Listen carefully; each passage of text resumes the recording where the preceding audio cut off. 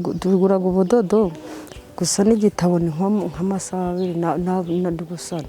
Ababyeyi bafite abana bitabira ihuriro ryo gusoma rya Gafumba rikorera mu murenge wa Rugarama, akarere ka Burera, biyemeje gutanga umusanzu wabo mu gushyigikira ibikorwa byo gusoma mu bana.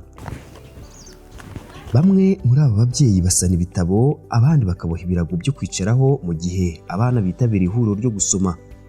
Bakaba barihaye iyi ntego nyuma yo kubona ubumenyi abana babo bavana muri iri huriro. Twabonye ko kuhora bari kugura ibitabo buri gihe bitashoboka, mbona ko nabishobora nyine nkasana, ariko tutahoze ngo turi gushaka ibitabo buri gihe.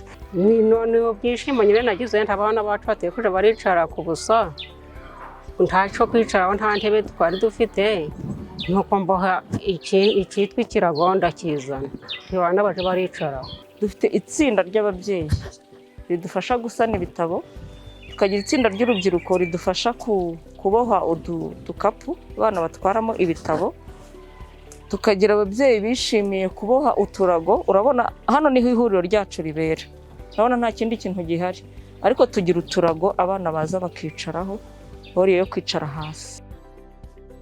Iyi mikoranire myiza y'ihuriro ryo gusoma, ababyeyi, ubuyobozi bw'ishuri n'ubuyobozi bw'inzego z'ibanze yatumye abana bamenya gusoma neza, ndetse igabanya n'umubare w'abana bataga ishuri.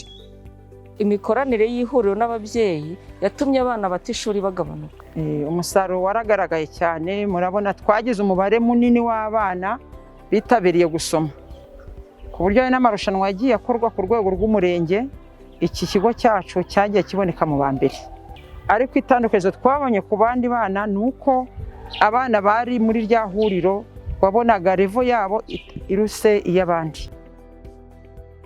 Iki ni giki abuzukuru banje byabafashije gusobanuka, ubu iyo batajaga muri mureke dusoma uyu ntabakwegeye, ariko kubera ko basobanutse, kubera ko bize bagafashwa, n'abandi bose bumva ko nta kibazo bakugiraho, kubera ko barajijutse, ntabwo ari injiji, no kwishura ubona ko basobanutse. Uretse kuba ihuriro ryo gusoma ryarashimangiye umuco wo gusoma mu bana, Manishimwe Patience, umukangurambaga wo gusoma mu murenge wa Rugarama, yemeza ko nawe ryamuremyemo icyizere cyo gufasha umuryango nyarwanda.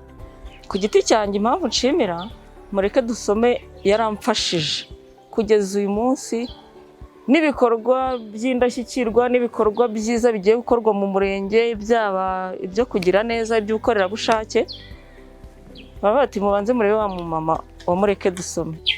Akanyugunyugu kari gateye ubwuzu, nifuzaga kukajyana mu rugo iwacu ngo. Iyo bafite igitabo baza basubira mu byo bize ku ishuri, nanjye biramfasha. Icyo nasaba akarere rero, akarere kadufashe katwiteho nako, ngira ngo abonye umwana muto wo mu wa mbere ushobora gusoma ibihekane kubera ko asoma igitabo, cyangwa tumusomera akabyumva. Numva ko natwe tubungabunga ubuzima bw'umwana w'umunyeshuri uzazamuka akagera hejuru. Natwe twasabaga ko twakwitabwaho nk'abajyanama b'ubuzima.